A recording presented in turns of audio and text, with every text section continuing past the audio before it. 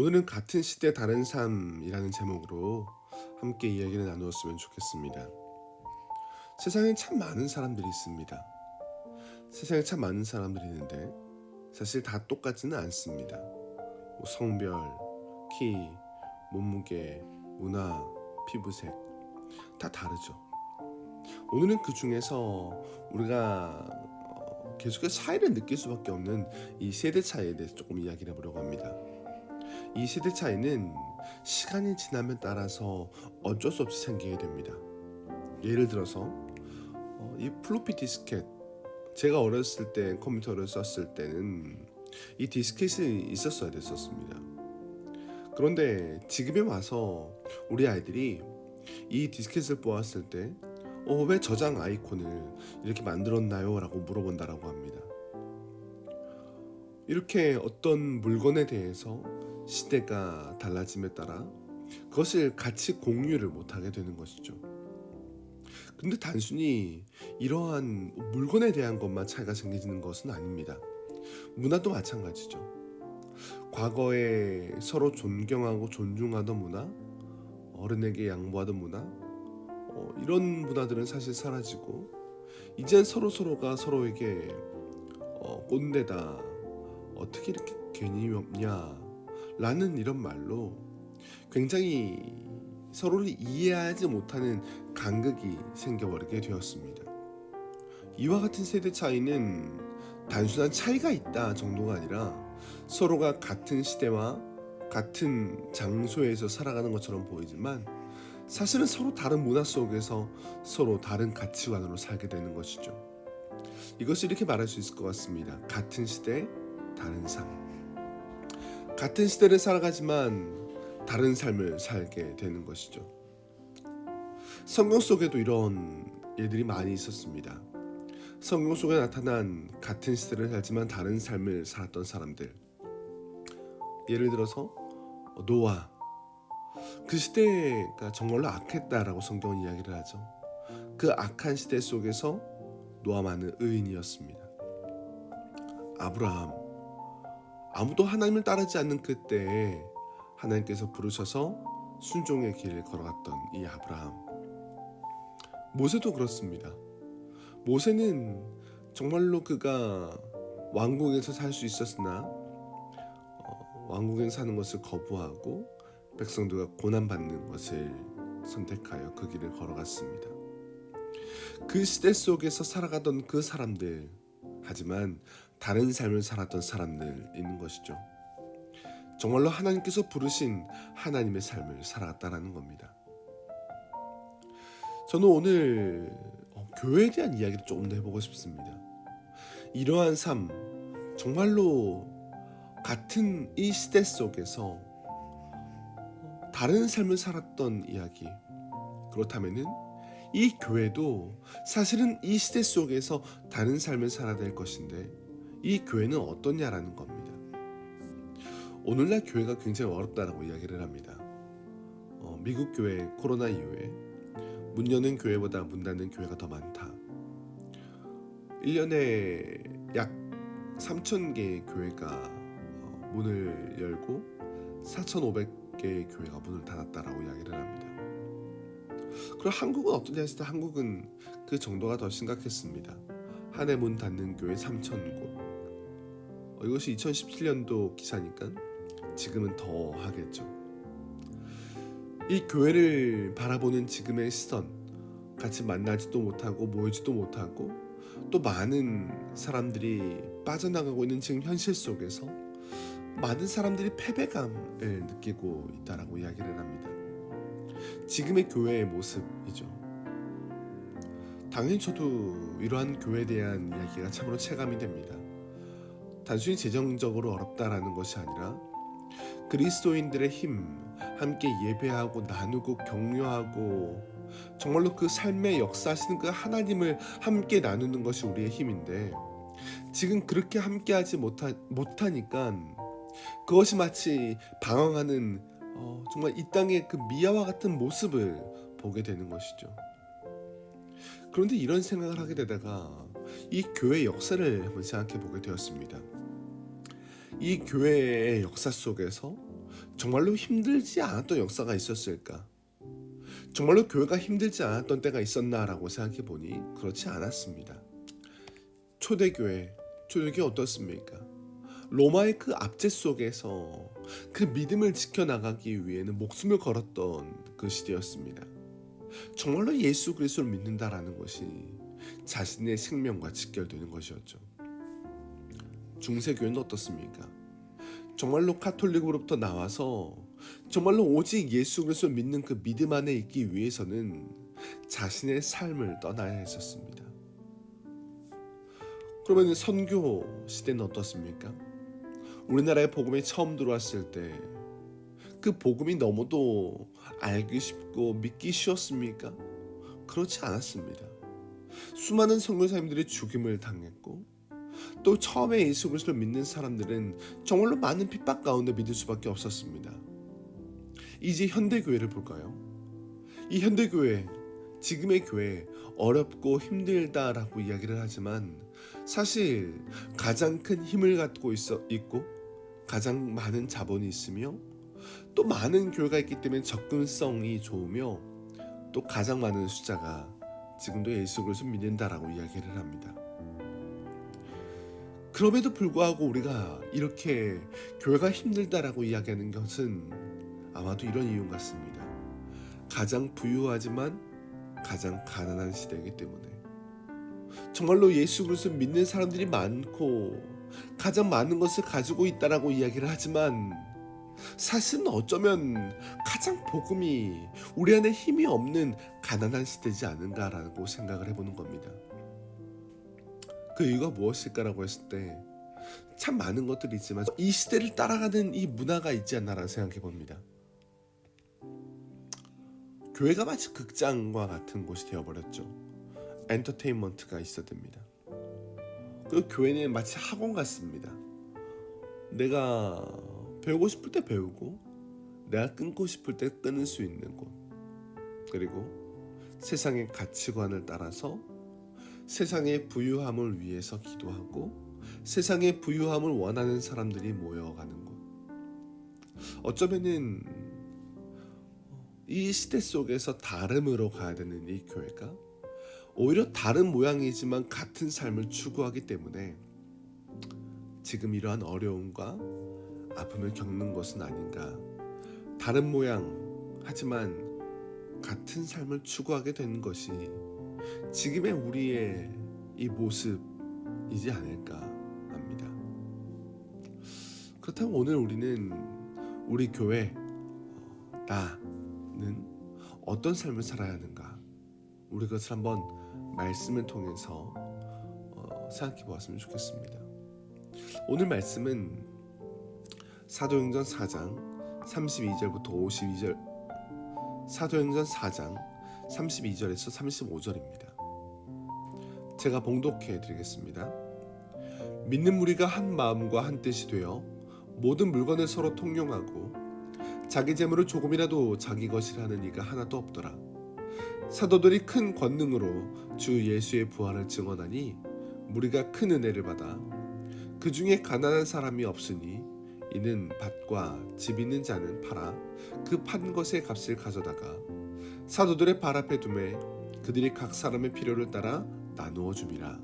아멘. 하나님의 말씀이었습니다.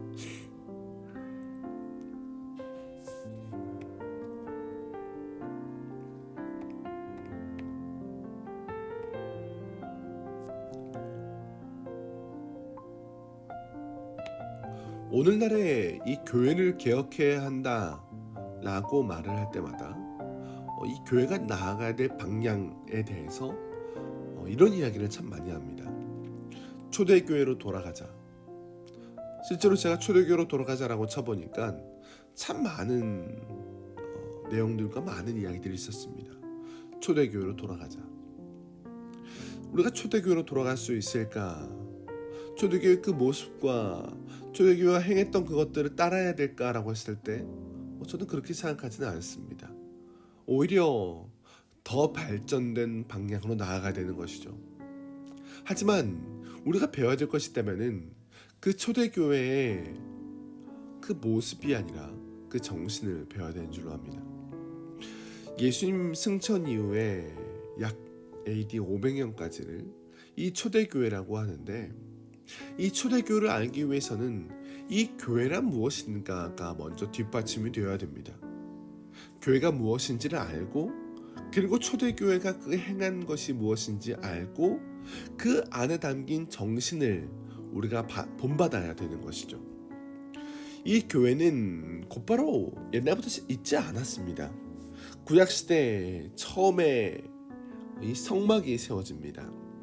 이 성막은 하나님께서 이스라엘 백성들과 함께 하신다라는 것을 정말로 시각적으로 보여주던 하나님의 은혜였습니다.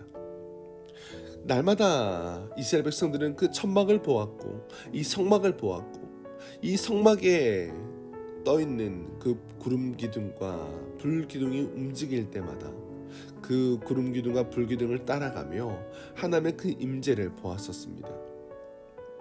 그리고 이제 왕국 시대가 되자 하나님께서는 이 솔로몬을 통해서 성전을 지으시고 이 성전에 함께 하시죠. 그래서 이때부터 이스라엘의 모든 백성들은 이 성전을 중심으로 살아갑니다. 그런데 이 성전이 영원하냐라고 해서 그렇지 않았습니다. 기원전 522년 바벨론에 의해서 이 성전이 파괴되고, 그리고 이제 포로로 잡혀가게 되자 더 이상 성전 중심의 삶이 불가능하게 되었죠. 그때부터 회당이 생겼습니다. 각 지역마다 이 회당이 있었고, 유대인들은 이 회당을 중심으로 계속해서 그들의 문화와 그들의 삶을 영위해 갔었습니다. 우리가 잘 아는 이 신약성경 기록에 보게 되면 예수님도 회당에서 설교하셨다라는 기록이 있었습니다. 이때까지는 회당을 중심으로 살았던 것이죠. 그런데 우리가 잘 아는 것처럼 예수님께서 이제 말씀으로 이 교회를 만들어 가십니다. 이 교회는 우리 사람의 필요에 의해서 생긴 것이 아니라 예수님께서 직접 만드시는 것이 바로 이 교회인 것이죠. 교회를 세우신 예수의 말씀은 바로 이겁니다. 또 내가 내게 이르노니 너는 베드로라. 내가 이 반석 위에 내 교회를 세우리니 음부의 권세가 이기지 못하리라. 이 고백으로 인해 천주교와 개신교의 차이가 생겼습니다. 천주교는 예수님께서 베드로를 반석으로 삼아 교회를 세우셨다고 해석하게 되어서 지금도 1대 교황 베드로로부터 시작해서 현재 266대 교황 프란체스코까지 이 교회의 권위를 교황에게 주었다라고 이야기를 합니다. 하지만 모든 것을 내려두시고 정말로 하나님께 순종했던 그 예수님의 모습과 비교했을 때 마치 왕과 같은 권위와 권력을 가진 교황은 예수님과 너무 다른 길을 걷는 것 같습니다. 우리 개신교는 베드로가 제자들을 대표해서 고백한 주는 그리스도시요 살아계신 하나님의 아들입니다 라는 이 고백을 기초로 하였다고 해서 오직 예수 그리스도로 인해 교회가 생겼음을 고백합니다.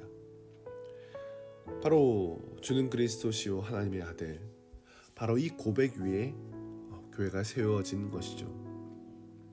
교회는 이렇듯 하나님의 백성을 총칭하는 것이고, 이스라엘이라는 국적이 아니라 예수 그리스도를 주라 시인하는 신앙 고백으로 하나님의 백성이 되는 것입니다. 이것이 교회죠. 여기서 우리는 교회의 특수성을 보게 됩니다. 교회는 사람이 만든 시스템이나 모임이 아니라 정말로 예수님께서 이 땅에 정말로 보이는 하나님의 나라를 주신 겁니다. 아니, 이보다 더 크게 우리는 볼 수 있는데 바로 에베소서 말씀입니다. 또 만물을 그의 발 아래에 복종하게 하시고 그를 만물 위에 교회의 머리로 삼으셨느니라. 교회는 그의 몸이니 만물 안에서 만물을 충만하게 하시는 이의 충만함이니라. 바로 이것이 교회입니다. 보이는 하나님의 나라를 넘어서서 바로 예수님과 하나 되었다. 예수님께 묶인 하나이다 라고 말하는 것. 예수님과 한 몸으로 묶인 하나님의 자녀가 바로 교회이고, 이들의 모임이 바로 교회라는 것입니다. 그렇다면 이 초대교회는 어떤 교회였는가? 초대교회의 모습을 성경은 이렇게 이야기를 합니다. 믿는 무리가 한 마음과 한 뜻이 되어 모든 물건을 서로 통용하고 자기 재물을 조금이라도 자기 것이라는 이가 하나도 없더라. 사도들이 큰 권능으로 주 예수의 부활을 증언하니 무리가 큰 은혜를 받아. 여기서 어떤 사람들은 이 초대교회가 한 마음과 한 뜻이 되어 모든 물건 서로 통용했다, 또 자기 재물을 조금이라도 자기 것이라 하는 이가 없었다 라는 이 기록을 통해서 마치 공산주의의 원형이다 라고 말하는 사람들도 있습니다. 물론 이 겉모습을 보게 되면 그럴 수도 있을 것 같습니다. 하지만 여기서 말하는 이 교회는 공산주의와는 다릅니다. 공산주의는 사실 자발적으로 그 마음과 뜻이 모아가지 않습니다. 공산주의는 재산을 나누어 가지자라는 그 겉모습에 치중하여서 그 사유 재산을 빼앗은 것이고, 또 자본가를 없애자라는 것에서 소유권을 없애버린 것입니다. 그런데 사실 하나님은 그렇게 하시지 않았습니다. 하나님께서는 우리에게 소유할 수 있는 그 마음을 주셨고 소유권도 허락하셨습니다. 여기서 중요한 것은 성경은 경쟁과 소유를 인정하고 있기 때문에 지금 이 초대교회의 모습을 보고 공산주의로 가자라는 것은 말도 되지 않은 것이죠. 조금 더 보겠습니다. 그 중에 가난한 사람이 없으니 이는 밭과 집 있는 자는 팔아 그 판 것의 값을 가져다가 사도들의 발 앞에 두매 그들이 각 사람의 필요를 따라 나누어 줌이라. 자, 그렇다면은 우리는 공산주의가 아니라 우리 스스로 이 초대교회처럼 우리도 재산을 다 팔아서 주자라고 말하는 것일까? 라고 했을 때 그렇지도 않습니다. 지금 이 말씀이 하고자 하는 진짜 이 본질은 우리가 그들의 겉모습을 따라가자라고 하는 것이 아닌 것이죠. 자, 세상의 흐름이 있습니다. 이 세상의 흐름은 사실은 세상의 공중 권세 잡은 자들이 이 세상을 통치하는 개념 속에서 나타나는 것이죠. 예를 들어서 일제시대에 그 일본이 우리나라를 통치할 때 처음에는 힘으로 통치를 하다가 후에는 문화 통치를 하게 됩니다. 계속해서 눈에 보이지 않지만 그들은 이 통치라는 개념을 가지고 이 한국을 일본화하기 시작한 것이었죠. 자, 지금도 마찬가지입니다. 이 세상이 흘러가는 방향 속에서 이 사단은 이 세상을 통치하고자 합니다. 힘으로 통치를 할 수도 있고 권력으로 통치할 수도 있고 문화로도 통치를 할 수 있습니다. 그런데 지금 이 통치를 하는 이 모습 속에서 우리가 지난주에 이정훈 교수님의 강의를 통해서도 보았던 것처럼 이 금융 지배 자본주의, 지금 이 돈으로 이 모든 것을 통치하는 시대다라고 이야기를 했었습니다. 그런데 이 모습은 단순히 지금만 있는 것은 아니죠. 지금까지 있었고 앞으로도 있을 것입니다. 이 세상을 통치하는 그 힘, 이 세상을 통치하는 그 능력, 이 세상에 통치하여 흘러가는 그 방향, 그 모든 것의 중심에 바로 돈이 있다라고 이야기를 하는 것입니다. 실제로 우리가 지금 보는 세상 어떻습니까? 모든 것을 돈이 들어가지 않으면 안 됩니다. 일을 하고 관계를 맺고, 정치는 어떻습니까? 경제, 문화, 모든 것이 돈의 흐름에 의해서 움직이고 있습니다. 모든 것을 이 돈으로 같이 환산할 수 있는 시대가 되었죠. 그런데 이 초대교회의 모습을 보게 되면은 이렇게 이야기를 합니다. 믿는 무리가 한 마음과 한 뜻이 되어 모든 물건을 서로 통용하고 자기 재물을 조금이라도 자기 것이라 하는 이가 하나도 없더라. 사람들이 큰 권능으로 주 예수의 부활을 증언하니 무리가 큰 은혜를 받아. 먼저 마음과 뜻이 하나가 되었다라고 이야기를 합니다. 이것은 단순히 그들이 한 마음 한 뜻이 되었다라고 이런 이야기가 아니라 정치적인 견해가 다르고 문화적인 색깔이 다르고 사회적인 계급이 다르며 남자와 여자가 다름에도 불구하고 그 모든 것을 뛰어넘어 그들은 한 마음과 한 뜻이 되었다라는 것이죠. 무엇으로 그들이 하나가 될 수 있었습니까? 바로 주 예수의 부활 때문인 것이죠. 주 예수의 부활 앞에서 그들은 한 마음과 한 뜻이 되었기에 정말로 이 땅을 다스리고 있는 그 거대한 힘과 능력이었던 그 돈을 넘어서 그 모든 물건을 서로 통용하고 자기 재물을 내놓을 수 있었다라는 것이죠. 이들을 변화시킨 원동력은 바로 예수 그리스도의 그 죽으심과 그 부활에 있었다라는 겁니다. 세상의 힘과 세상의 능력이 세상을 통치할 수 없다라는 것을 그들의 삶으로 고백했다라는 것이죠. 예수님의 부활의 복음으로 통치권이 바뀌게 되었다라고 고백하는 것입니다. 세상의 힘과 능력이 우리를 통치할 수 없다. 세상의 힘과 능력이 우리를 통치할 수 없다. 바로 이 고백이 우리에게 필요한 고백이라는 겁니다. 실제로 우리의 예배가 어떻습니까? 우리의 예배는 우리의 시간을 드리고 우리의 헌금은 우리의 돈을 드리는 것처럼 보입니다. 하지만 이것은 우리에게 굉장히 큰 고백입니다. 무엇입니까? 바로 우리의 시간과 우리의 이 공간이 바로 하나님의 통치 아래 있습니다라는 고백입니다.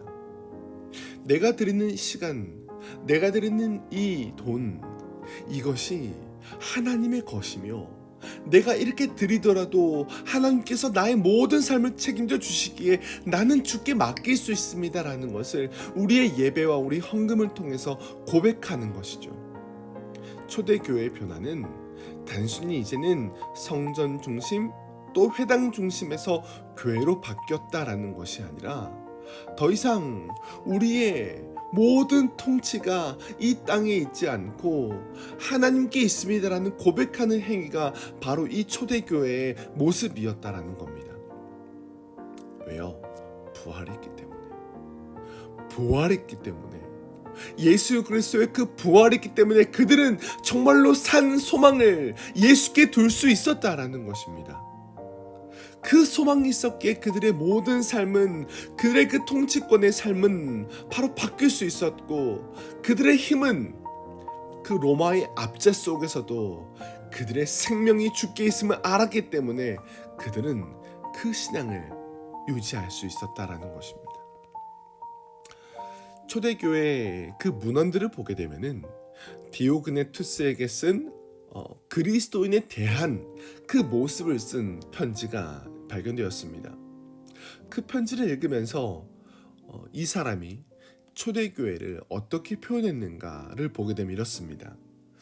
조금 길지만 함께 좀 읽어보았으면 좋겠습니다. 그리스도인들은 국가나 언어 또는 문화로 다른 사람들과 구별되지 않는다. 삶의 방식도 특별한 것이 없다. 그러나 그들이 그리스나 원시적인 도시 어디에 살든지 의복이나 음식 그리고 다른 일상생활의 방식에서 그 지역의 풍습을 따라 산다. 동시에 그들은 아주 두드러지고 독특한 자신들만의 살아가는 방법이 있다. 여기서 그들은 다른 사람들과 다르지 않다라고 이야기합니다. 똑같은 것을 먹고 똑같은 것을 입고 똑같은 그 삶의 방식을 그 문화 속에서 살아갑니다.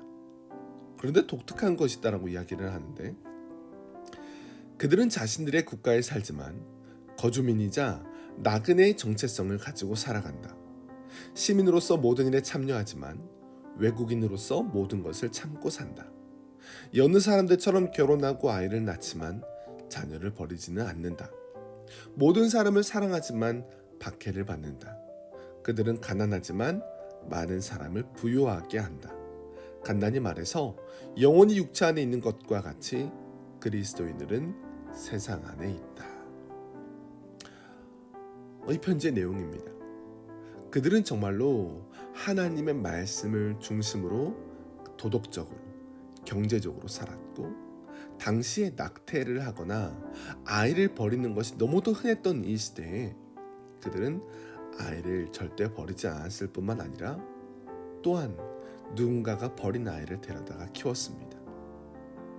많은 여성들이 힘과 능력이 없었을 때였지만 그들은 여성으로서 불신자 남편을 만났고 그 남편에게 정말로 그리스도인의 삶을 보였기 때문에 많은 남편들이 죽게 돌아오게 되는 놀라운 일도 있었습니다. 이러한 삶을 이렇게 표현할 수 있을 것 같습니다. 로마 제국의 그리스도인들은 다른 사람들과 똑같이 옷을 입었습니다. 그러나 그들은 다른 가치관을 가지고 있었습니다. 이것이 그 당시 외부인들이 바라보던 초대교회의 모습이었습니다. 우리가 초대교회를 본받아야 한다면 바로 이 본질을 본받아야 되는 것이죠. 이 시대의 그리스도인들을 설명하면 어떨까요? 조금 전에 그 쓴 편지처럼 우리에게 이 시대 그리스도인들을 표현해 보시오 라고 말한다면 우리는 무엇이라고 쓸 수 있을까요? 아니, 그리스도인인 나를 누군가에게 설명해 달라고 이야기를 한다면 그 사람은 무엇이라고 나를 설명할까요? 어쩌면은 이 같은 시대를 살아가는 우리가 똑같은 삶을 추구하는 것은 아닌지 모르겠습니다. 한번 우리를 점검해 보면 좋겠습니다. 나는 정말로 그리스도인으로서 그 다른 삶을 살아가는가?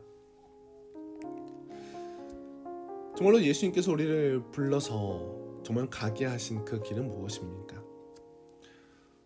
사도들이 큰 권능으로 주 예수의 부활을 증언하니 우리가 큰 은혜를 받아.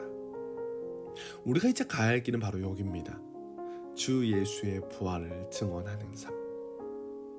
오늘 우리는 바로 이 주 예수의 부활을 증언하는 삶을 살아야 됩니다. 그럼 주 예수의 부활을 증언하는 삶이 무엇입니까? 예수님 부활하셨습니다. 예수님 부활하셨습니다. 라고 우리가 말로 설명하는 것이 주 예수의 부활을 증언하는 것입니까? 그렇지 않죠. 예수님께서 지금 이 시대에도 살아계심이 바로 드러나야 합니다. 누구로요? 나로 드러나야 되는 것이죠. 나를 통해서 지금도 예수님께서 살아계심이 드러나야 된다라는 것입니다.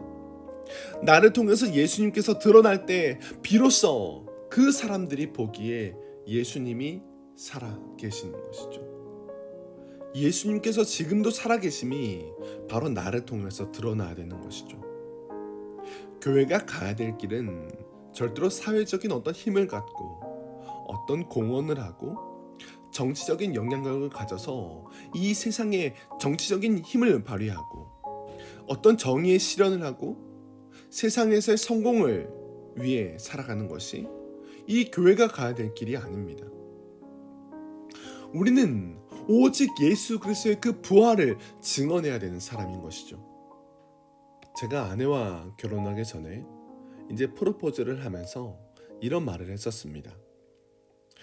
사실 제가 아무것도 가진 것이 없던 그 신학생 시절이어서 어떤 약속도 해줄 수가 없었더라고요. 그런데 제가 가지고 있는 것이 단 하나 있었습니다. 바로 복음이었죠. 그래서 이렇게 이야기를 했습니다. 가진 것도 없고 내게 손에 물 한 방울 안 묻히겠다라는 약속도 할 수 없는데 내가 한 가지, 내가 당신 앞에서 정말로 그리스도인으로 살겠다 라고 약속을 했습니다. 그리고 지금까지 그 약속을 지키려고 노력하고 또 살아가고 있습니다. 제가 할 수 있는 것은 바로 그거더라고요.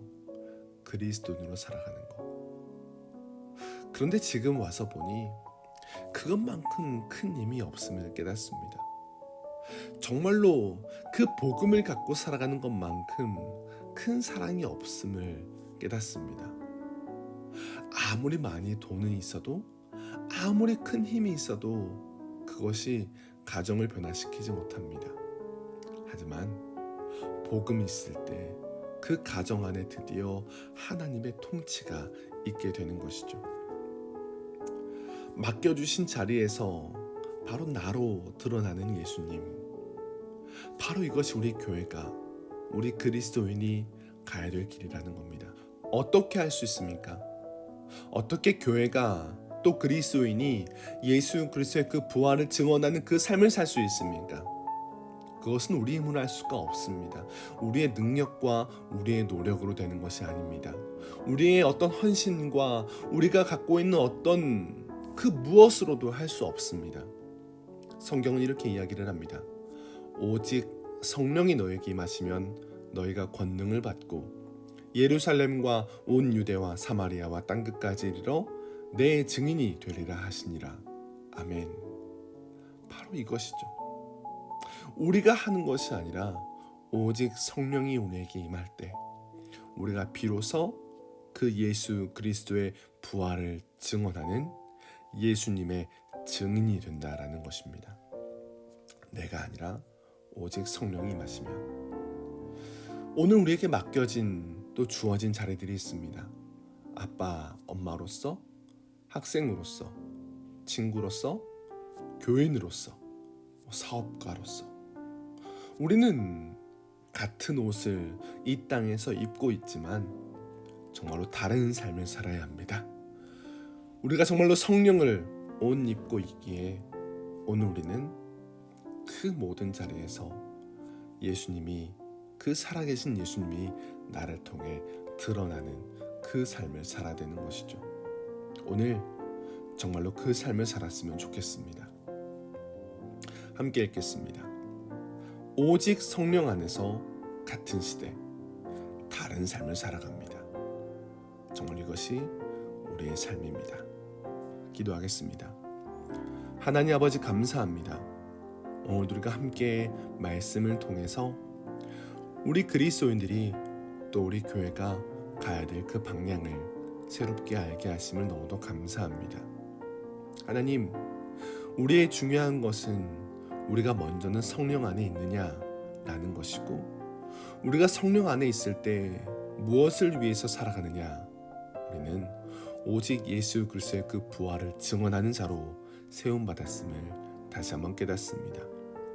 하나님, 우리의 힘과 능력이 절대로 내가 잘나서 내가 잘돼서 교회가 커지고 교회가 많은 사람을 모아서 많은 힘을 가져서 하나님의 나라가 이루어지는 것이 아니라 우리 한 사람 한 사람 그리스도인이 각자의 자리에서 정말로 예수 그리스도의 그 부활을 증언하는 그 삶을 살아갈 때 이루어지는 것을 보았습니다. 하나님, 날마다 주의 그 은혜 가운데 그 성령의 충만함 가운데 살아갈 수 있도록 인도하시고 돌보시옵소서. 정말로 주님께서 우리 가운데 함께 하셔서 하나님의 나라를 이루어 가 주시옵소서. 그렇게 우리를 붙드실 것을 믿사오며 살아계신 예수 그리스도 이름으로 기도드립니다. 아멘.